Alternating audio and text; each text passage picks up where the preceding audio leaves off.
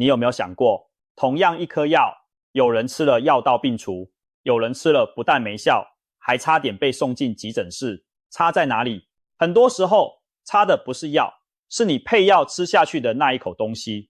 如果你已经过了50岁，每天都有固定要吃的药，那今天这支影片你真的要一个字一个字听完。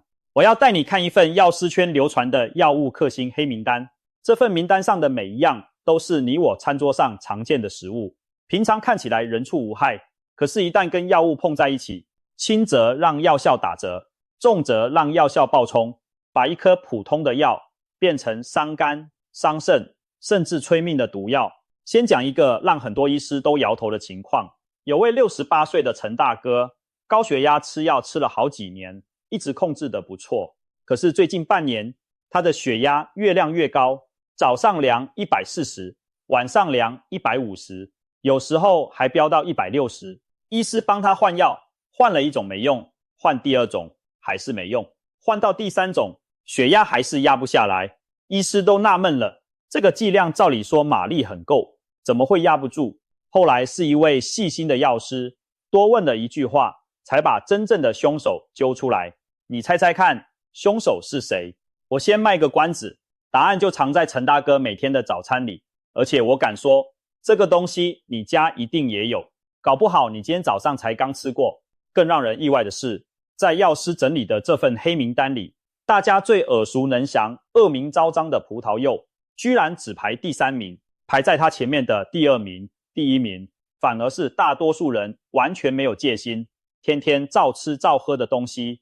医界估计，中老年人里面每2-3个人就有一个正在用错误的方式配药，只是自己完全不知道而已。所以，如果你或你的家人每天要吃慢性病的药、血压药、血糖药、血脂药、安眠药，这支影片请你看到最后，我会从第5名开始倒数，一路数到第1名，告诉你每一种食物克的是哪一类药，会出什么事，要怎么避开。最后我还会教你怎么帮家里的长辈做一张用药对照卡，一张纸就能守住全家人的用药安全。第1名到底是什么？答案绝对出乎你意料。准备好了吗？我们开始。在倒数之前，我们先花一点点时间把一个观念弄懂，食物到底是怎么嗑药的。听起来很玄，其实说穿了就3条路。第一条路叫做拦路抢劫，药吃进肚子里，要先在肠胃被吸收，才能进到血液里发挥作用。有些食物会在肠胃里跟药抱在一起，变成一坨吸收不了的东西，直接从大便排掉。药是吃了，但根本没进到身体里，等于白吃。牛奶克某些抗生素，走的就是这条路。第2条路叫做堵住出口。我们的肝脏里有一群解毒工人，专门负责把药物分解掉、代谢掉，让药效慢慢退场。有些食物会把这群工人放倒，工人罢工了，药就代谢不掉，一直留在血液里，越积越多。你以为你只吃了1颗药，身体里的药效却可能变成2颗、3颗的分量。研究发现，有些状况下，血中浓度甚至可以飙到好几倍，药效暴冲，副作用就跟着暴冲。葡萄柚走的就是这条路。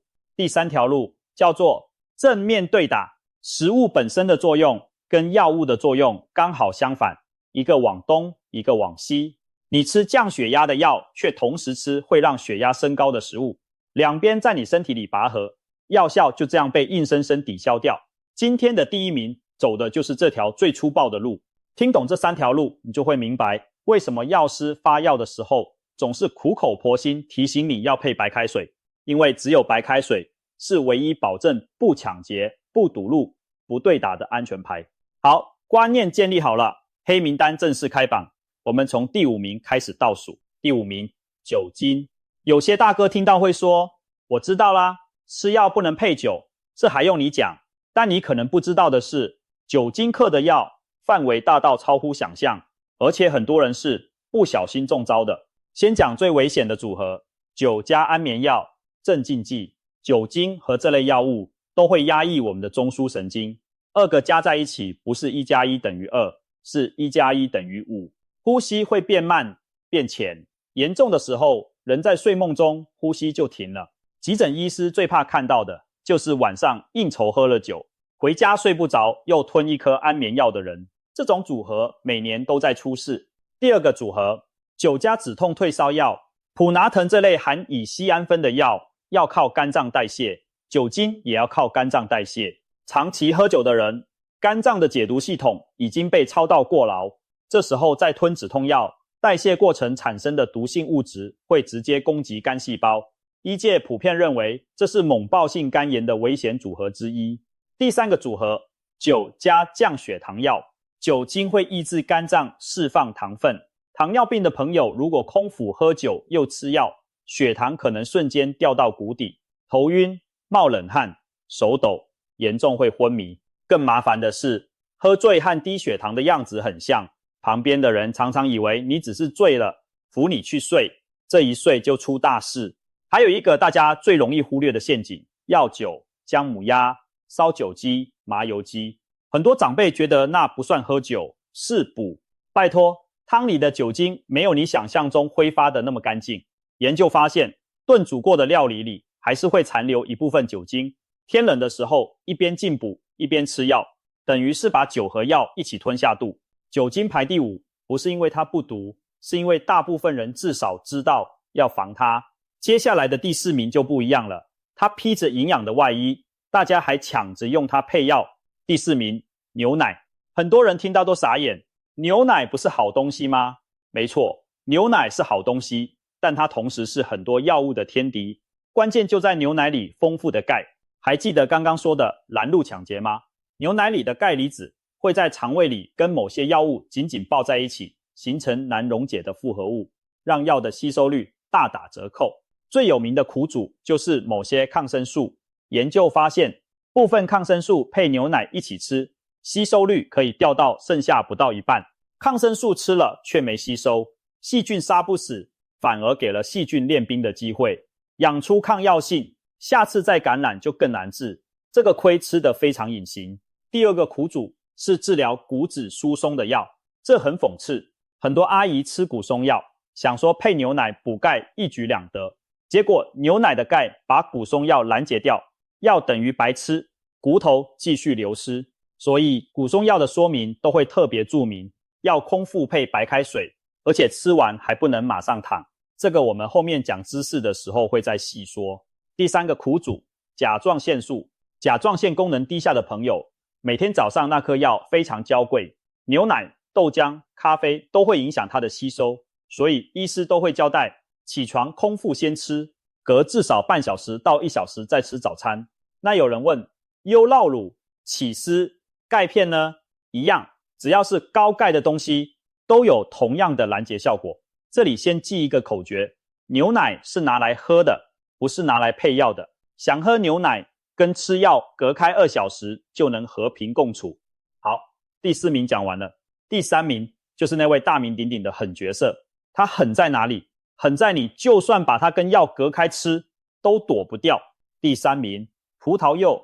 葡萄柚和它的亲戚柚子可以说是药物交互作用界的老大哥，连很多药袋上都直接印了警语。但我发现大部分人只知道它危险，不知道它为什么危险，有多危险。所以每年中秋节前后，还是一堆人抱着柚子配药吃。葡萄柚走的是堵住出口这条路，它含有一种天然成分，会把肝脏和小肠里负责代谢药物的酵素直接放倒。工人被放倒了，药物代谢不掉，血中浓度就一路飙高。研究发现，某些降血脂的史他汀类药物配葡萄柚汁一起吃，血中浓度可以冲到平常的好几倍，等于你吞一颗药，身体承受了好几颗的剂量。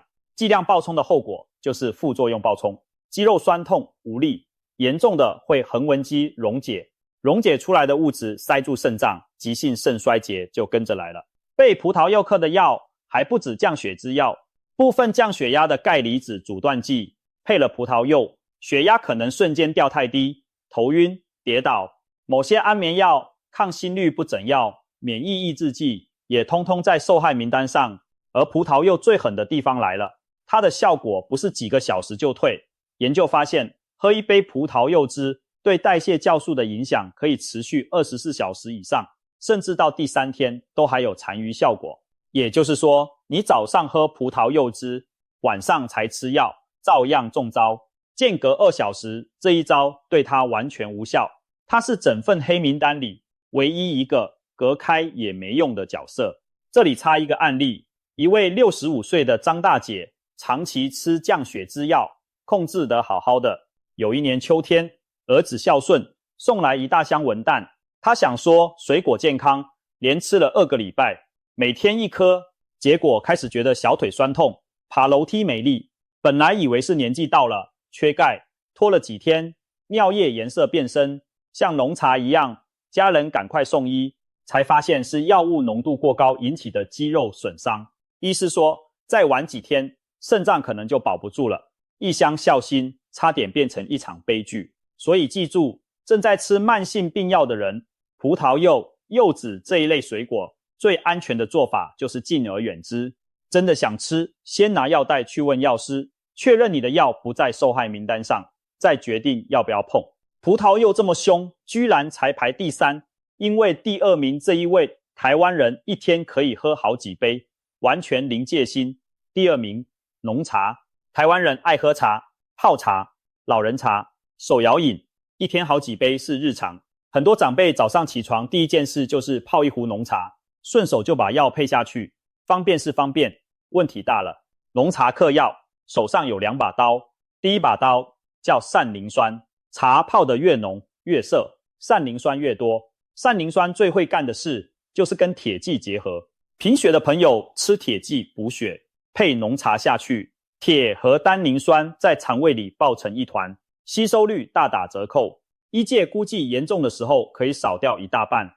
你铁剂吃了半年，回诊验血还是贫血，医师剂量越开越重，结果问题出在你那一壶茶。单宁酸同时也会影响部分肠胃药和精神科药物的吸收。第2把刀叫咖啡因，浓茶的咖啡因含量不输咖啡，咖啡因会跟某些气喘药、支气管扩张剂产生叠加效果，因为它们的化学结构是氢气，加在一起，心悸、手抖、失眠通通来。咖啡因也会削弱安眠药和镇静剂的效果。你一边吃药想睡觉，一边灌浓茶提神，两边在身体里打架，最后就是药越吃越重，觉越睡越差。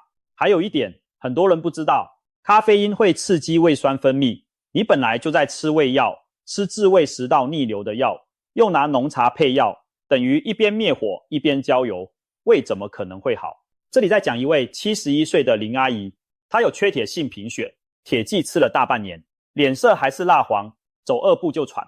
回诊的时候，医师觉得奇怪，数值怎么都拉不上来。后来药师多问了一句，阿姨你药都怎么吃的？她说，我都很乖，3餐饭后配茶吃，我们家的茶泡得特别香特别浓，谜底揭晓，铁剂全被浓茶拦截了。后来改成白开水配药，茶隔开2小时再喝，3个月后回诊，数值明显回升，人也有精神了。同一款药，只是换了配的东西，结果天差地远。茶本身不是坏东西，错的是拿它配药，紧贴着药喝。记住，吃药前后2小时，让嘴巴跟茶壶保持距离。好了，前面4名都讲完了，酒精、牛奶、葡萄柚、浓茶，每一个都不是省油的灯，但他们通通只能排在第2名以后。现在我们要揭晓冠军了，深呼吸，这个答案可能会让你明天早餐吃不下去。第1名，重口味的腌制酱菜家族，豆腐乳、酱瓜、咸蛋、榨菜、面筋、肉松。一句话总结，就是高盐、高钠的食物。你可能会愣住，这算哪门子药物克星？它又不像葡萄柚那样有什么神秘成分。但药师之所以把它排第1，理由有3个。第一，它克的是台湾中老年人吃最多的药，降血压药和利尿剂。第二，它天天出现，餐餐出现，家家户户的冰箱和餐桌上都有。第三，也是最可怕的一点，它害你的方式无声无息，你完全不会察觉，等到发现的时候，往往已经付出代价。回到开头，那位68岁的陈大哥，他退休之后生活很规律，每天早上1碗热稀饭，配豆腐乳、酱瓜、面筋，有时候再来半颗咸蛋，这样吃了大半年。稀饭清清淡淡，他一直以为自己吃得很养生，但你知道吗？那一小块豆腐乳、几片酱瓜、半颗咸蛋加起来，钠含量非常惊人。医界建议成人一天的钠摄取量有一个上限，他光一顿早餐可能就用掉一大半，这还没算中餐的自助餐、晚餐的蘸酱。问题来了，降血压药在做什么？很多降压药和利尿剂就是在帮你把身体里多余的钠和水分排出去，让血管的压力降下来。结果你这边吃药盼命排钠，那边每天早餐大把大把把钠吃回来，这就是我们一开始说的正面对打。药在拔河的一端，酱菜在另一端，而且酱菜那一端力气更大，药效被硬生生抵消，血压当然越量越高。医师看数字不对，以为药不够力，只好换药，加药剂量越开越重，副作用的风险也跟着越垫越高。整整半年换了3种药，全部输给一碟小菜。后来那位药师只问了一句：大哥，你早餐都吃什么？陈大哥老实回答。药师当场就明白了，他请陈大哥做一件事：早餐的酱菜减半，豆腐乳从每天吃改成1个礼拜吃2次，稀饭改成加1颗蒸蛋，烫一把青菜。1个月后回诊，血压明显往下走。3个月后，医师把他的药减回原本的1种。你看，不是药没效，是钠太强，而且高钠克的还不止降血压药。心脏衰竭的朋友在吃利尿剂控制水分，高钠饮食会让水分滞留，脚肿、喘的症状跟着恶化。有些胃药本身就含钠，跟高盐饮食叠加，对血压更是雪上加霜。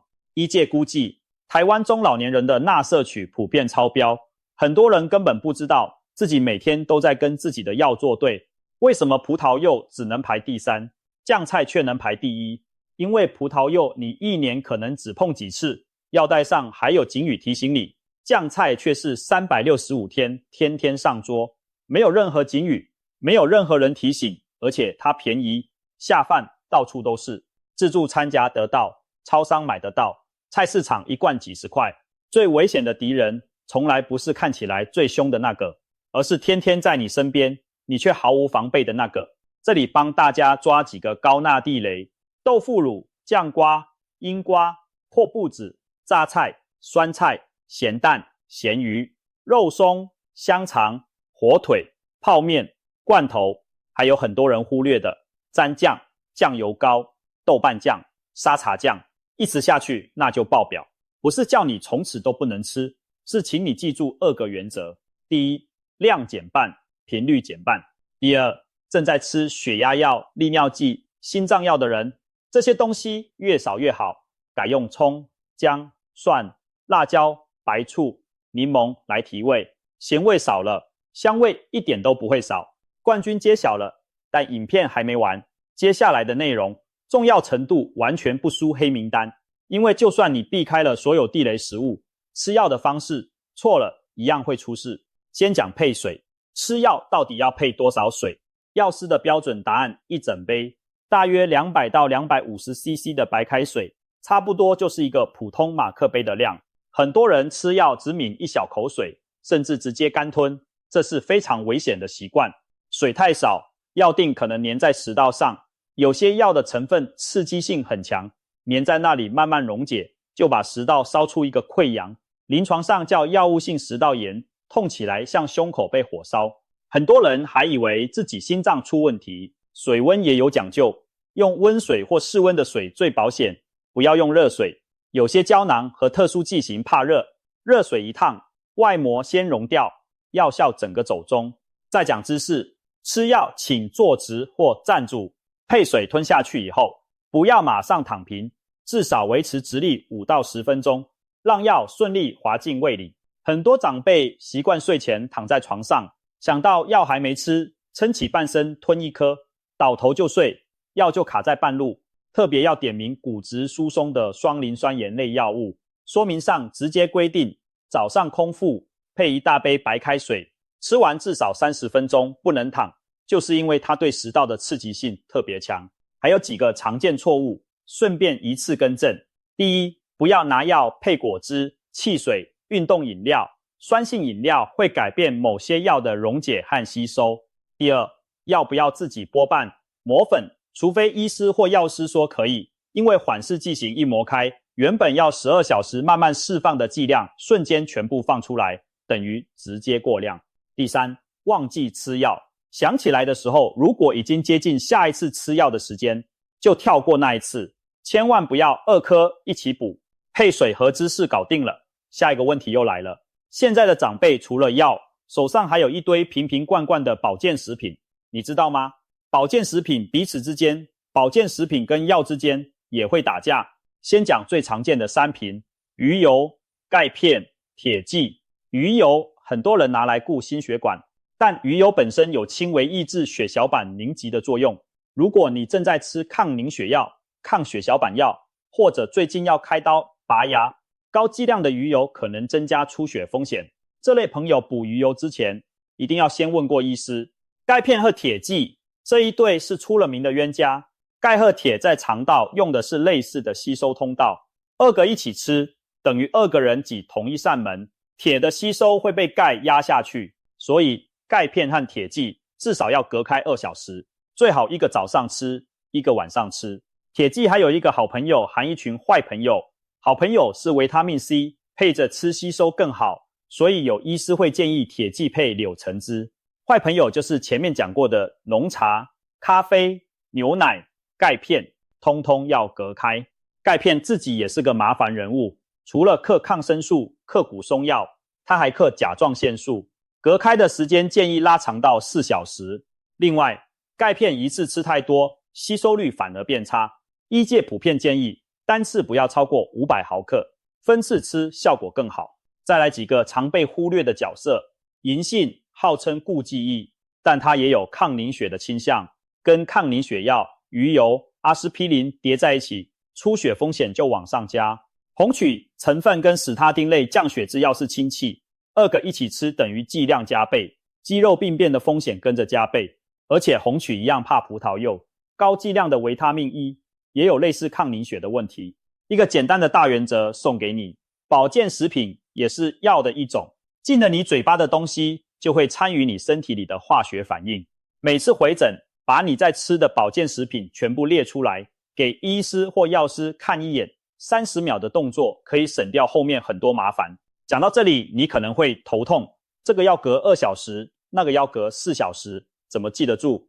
别担心，我给你一个万用口诀，这个口诀就叫间隔2小时原则。记法很简单，药和有嫌疑的东西之间隔开2小时，大部分的交互作用就能避开。什么叫有嫌疑？牛奶、豆浆、优酪乳、茶、咖啡、钙片、铁剂、胃药制酸剂，通通算。你不需要背谁克谁，只要记得吃药的前后2小时只碰白开水，其他通通闪边去。早上8点吃药，10点以后再喝牛奶、喝茶，就这么简单。但是这个原则有2个例外，一定要记住。例外1，葡萄柚，前面说过，它的影响可以持续1整天以上，隔2小时完全没用。正在吃相关药物的人直接避开，不要心存侥幸。例外2，酒精。酒和安眠药、止痛药、血糖药的冲突也不是隔2小时能解决的。有喝酒的那一天，吃药之前请先问过医师或药师怎么调整。还有一个小提醒，药袋上如果写饭前，指的是吃饭前至少30分钟，肚子空空的时候；写饭后是吃完饭马上到半小时之内。饭前药拿到饭后才吃，吸收可能差很多。看不懂药袋没关系，拿着药袋去药局问，或是用手机拍下来回诊时问医师，药师都很乐意讲给你听，原则都有了。最后一步，我们把它变成一张全家人都看得懂的卡，这张卡叫用药对照卡。做法非常简单，一张 A4 纸，一支笔，5分钟搞定。纸上画3栏，第一栏写药名和用途，照着药袋抄，例如降血压药，白色圆形，早餐后1颗。第二栏写吃法，几点吃，饭前还是饭后，配多少水。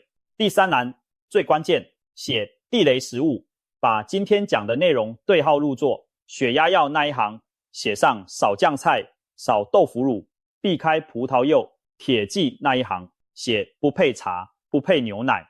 跟钙片隔开。安眠药那一行写绝对不碰酒。写好之后，互备起来，或套个透明资料夹，贴在冰箱门上，或是压在餐桌的玻璃垫下面，全家人都看得到。长辈自己记不住没关系，儿女、看护，甚至放假回家的孙子都能帮忙盯一眼。下次回诊或领药的时候，把这张卡带去给药师看，请他帮你检查有没有漏掉的地方。社区药局的药师其实都很愿意帮忙做用药咨询，这些服务多半是免费的，不用白不用。一张纸挡掉的可能就是一次急诊，一场遗憾，一颗白吃半年的药。帮爸妈做一张就是最实在的孝顺。最后帮你把今天的重点打包成3句话带走。第一，吃药只配白开水，200cc 起跳，坐直吞，吞完不要马上躺。第二，药和牛奶、茶、咖啡、钙片、铁剂隔开2小时，但葡萄柚和酒是例外，隔开也没用，直接避开最安全。第三，吃血压药的人小心餐桌上的隐形冠军，高盐酱菜量减半，频率减半，血压药才不会白吃。有没有中了今天讲的哪一条？